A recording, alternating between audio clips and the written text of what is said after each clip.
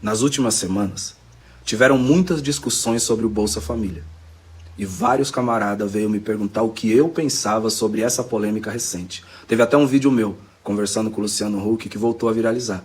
Mas aquele vídeo, ele é de um outro contexto, do papo de segunda e de alguns anos atrás. Embora as ideias possam ser associadas, são conversas diferentes. Minha intenção aqui, dando esse salve, não é responder ninguém. Por isso também eu esperei uns dias para baixar a poeira, sair da esfera do lacre e trocar essa ideia numa perspectiva de diálogo, construtivo e agregador.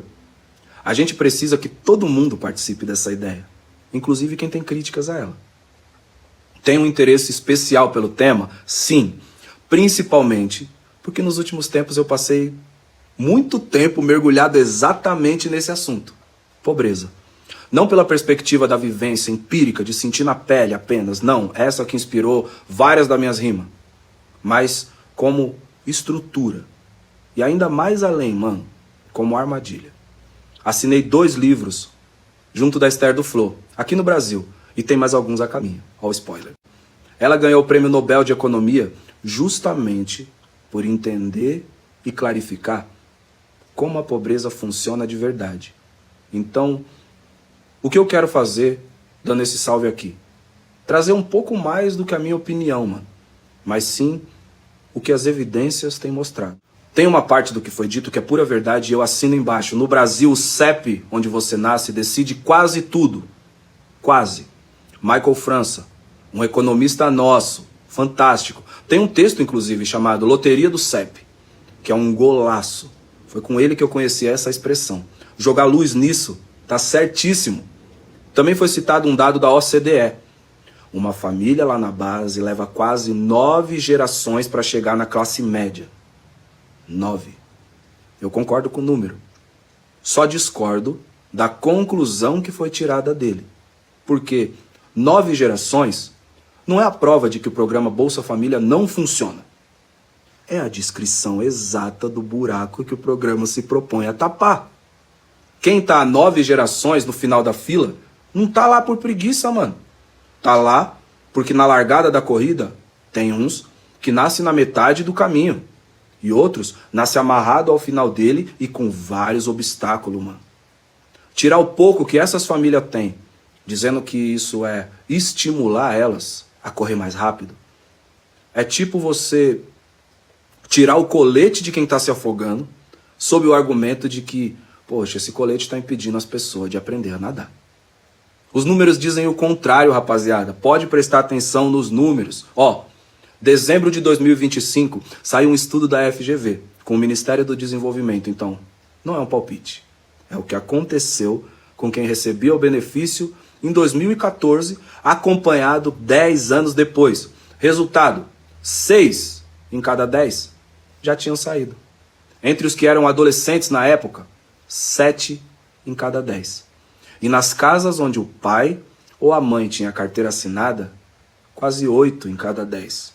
Só no ano passado, 2 milhões de famílias saíram do programa Bolsa Família, porque a renda subiu, mano. Ou seja, a porta giratória, ela existe e ela gira para fora. Quando o país garante esse chão, o país inteiro ganha, tio. O IPEA mostrou que cada real investido no Bolsa Família vira quase 2 no PIB. Porque esse dinheiro não vai para offshore, para Suíça, para Ilhas Caimã, para paraíso fiscal. Não, tio. Para onde ele vai?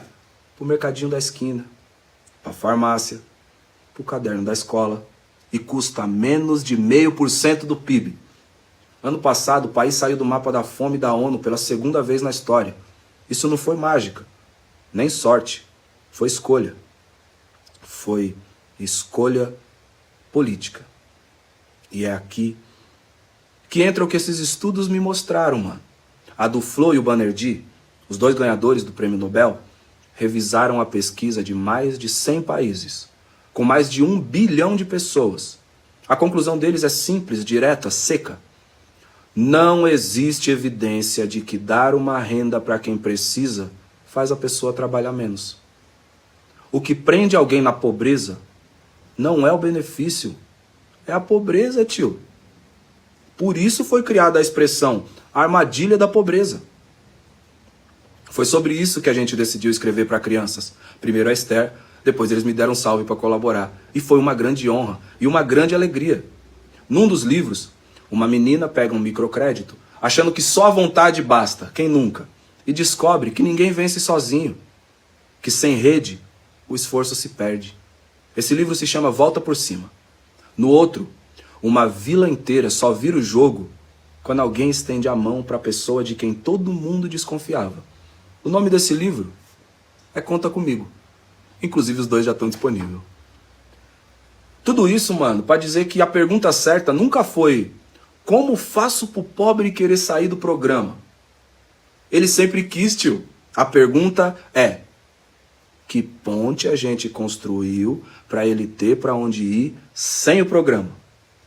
Incentivo é incentivo e sermão é sermão, rapaziada. Nosso país precisa de incentivo, não de oreada. Eu não acho, e isso é muito importante, eu não acho que quem critica seja inimigo. O próprio exemplo do Luciano. Mesmo com perspectivas diferentes a respeito de alguns temas, sempre que a gente conversa, a gente volta com algum tipo de provocação trazida pelo ponto de vista do outro. E isso sempre acontece de maneira educada e agregadora. Jamais, mano, jamais, nunca como dono da verdade. Aperfeiçoar o programa? Sempre. Usar a tecnologia para chegar com mais precisão em quem mais precisa? Vambora, fi. Inclusive, esse ponto aqui é importante, dá um vídeo inteiro, só isso. A gente não tá levando a sério a discussão sobre a segurança e a propriedade dos dados que podem nos levar a conseguir fazer isso. E em tempos de inteligência artificial, isso é mais urgente do que a maioria tem conseguido ver. Mas o ponto de partida, mano, não pode ser a desconfiança de quem tem menos. Tem que ser a dignidade de quem segura esse país de pé todo dia. Porque essa conta não tem fechado sozinha. Ela fecha quando um olha para o outro e diz: conta comigo, porque tudo que nós tem é nós. Valeu pela atenção, rapaziada.